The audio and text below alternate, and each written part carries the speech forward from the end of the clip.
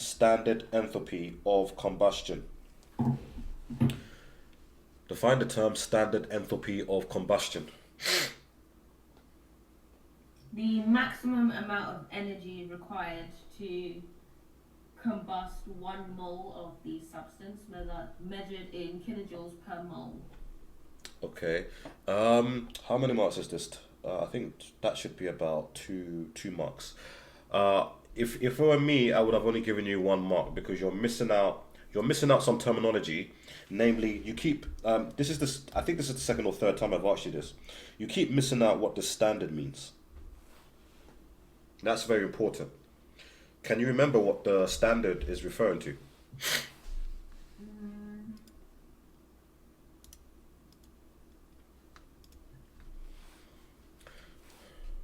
Isn't it kind of? Oh yeah, the standard refers to when it's done under like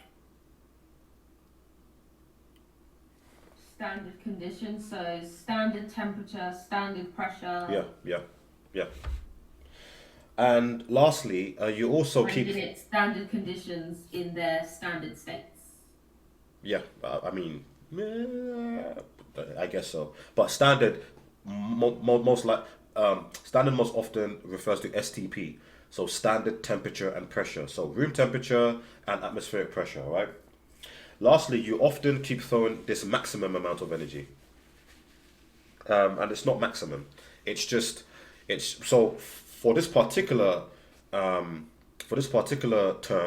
it's the amount of energy released when 1 mole of substance is combusted in pure oxygen under standard temperature and pressure, or not even released. It is released, but enthalpy change. So if we want to be very pedantic, then we would use the term enthalpy change. But obviously we know it's combustion. There's no point in combusting anything when it doesn't release energy. So I'm pretty sure we can get away with the energy released when 1 mole of a substance is burned completely on oxygen under standard temperature and pressure. Does that make sense? Yes. Right. All right, cool. So part 2, use the data above to calculate. So let me just move this down. Use the data above to calculate a value for the enthalpy of combustion of 1 mole of liquid methanol. All they've given you is the mass of methanol burnt and the fact that it was used to heat 150 grams of water, and then they give you the temperature check. Sorry, is it? I don't think it's 293. Sorry, I don't think it's 297. It's 298. Oh, okay. 298 Kelvin, and they give you because I'm assuming that 298 is room temperature. Is it? I need to double check that. Room temperature. Getting fat finger syndrome. Room temperature in Kelvin.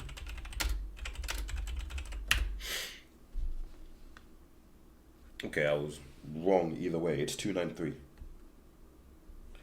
So that's room temperature in Kelvin. So that's 25.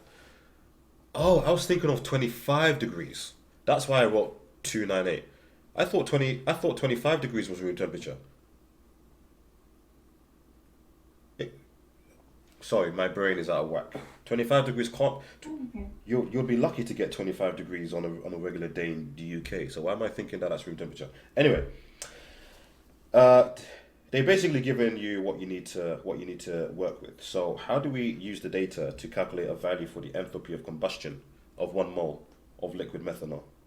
What's the first thing that you think you should write down or do?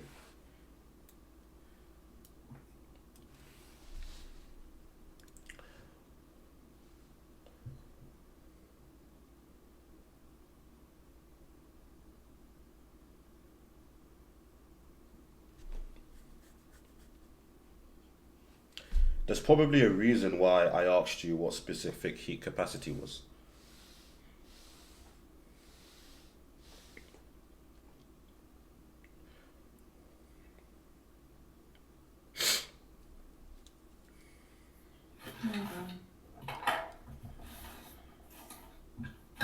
I'm confused if they want us to use like the PV equals RT equation.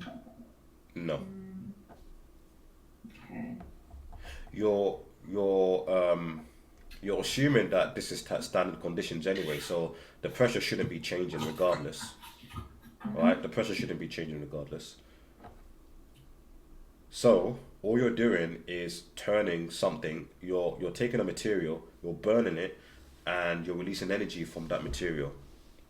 Assuming you burn the methanol completely, so that there's nothing left except carbon dioxide and water, but there's nothing left but the energy that you got from it. So what expression do you think you should use to express the amount of energy that it took to raise the temperature of the water?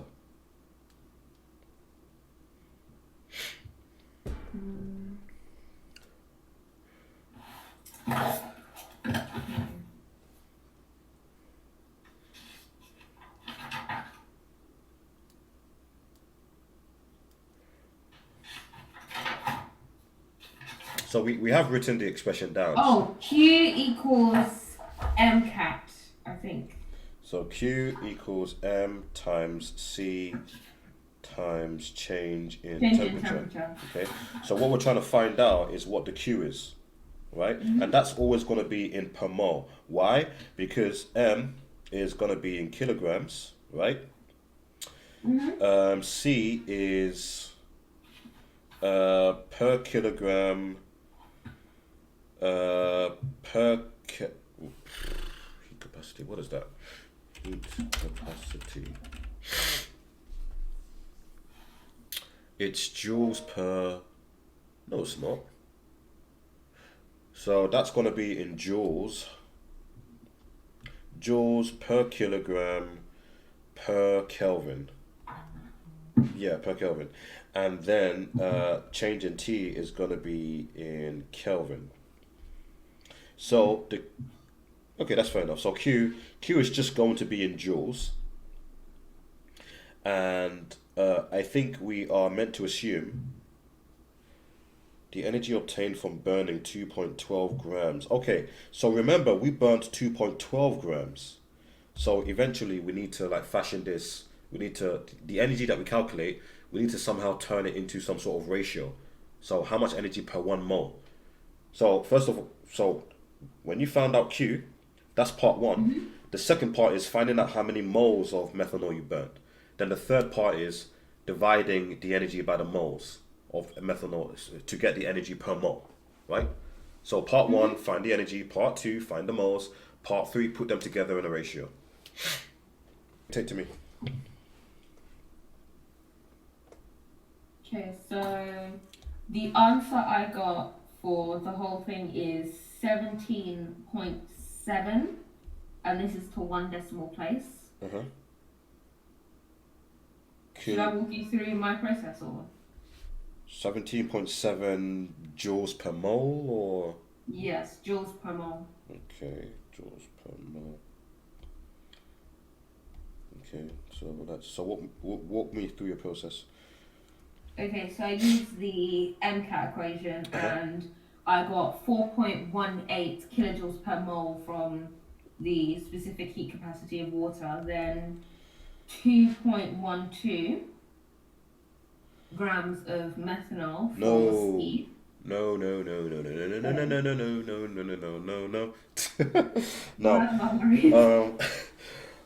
No. So the heat capacity equation is specific to water. You want to find out how much energy was used to raise the water up, but you know that energy came from the methanol. Okay. So your M is strictly the water. So 150 grams of water, or 150 times 10 to the minus 3 kilograms. Change it. Is this in grams or it's in grams? So 150 grams of water. Okay. Multiplied by the heat capacity of water, which was 4.18. Multiplied by the change in energy of water, which was 64. Is that 64? Yeah, 64. 64 degrees. Okay, and then we get what? What do we get? I'm going to have to recalculate that again. 64. That. Oh, okay. 40,000. 40,000. Wait, no, sorry. Yeah, 40,128 40,128 joules in total.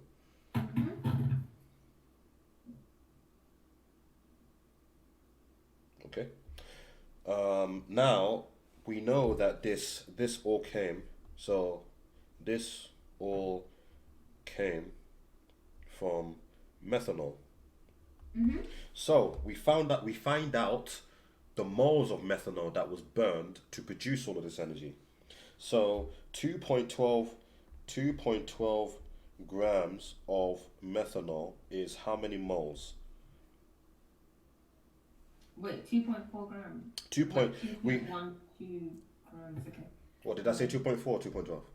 I meant to say 2.12. So 2.12 grams of methanol is how many moles of methanol? 0.06625, so 0.07. So let's do it to two decimal places. Oh, okay, so 0.066. Okay, so that's 0.07 then. Okay. So 0.07 moles of methanol. So all we have to do now is divide 40,128 by 0.07, and that will give us let's change it into kilojoules. So that will give us something kilojoules per mole. So therefore 40,128 divided by 0.07 equals something.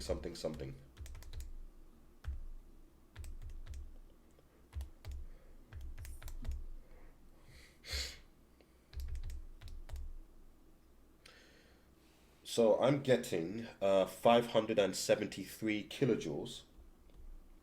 573 kilojoules per mole as the answer.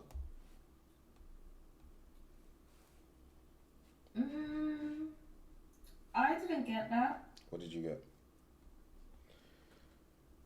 I used the exact value of 0.066625, and I ended up getting 605.7 kilojoules per mole. We'll use that then. So rather than using 0.07, use 0.6625. So 0.06625, 0.06625. Eventually, you're going to have to make a decision of your accuracy. So whether you want to use significant figures and how many significant figures, or whether you want to use decimal places and how many decimal places. 605 kilojoules per mole is our answer. And is that basically what the answer is saying? Yes, it is. Right. Now, the thing is, we need to... The answer is saying that there's a sign attached to it. So, going back to our lessons on negatives and positives and what they mean for energy. If this is a combustion reaction, right? So energy is lost from the reactants and given out into the system. Wouldn't that be endothermic? No. Actually, exothermic, sorry. Yeah, that would be exothermic. Now, what you would put on that is negative.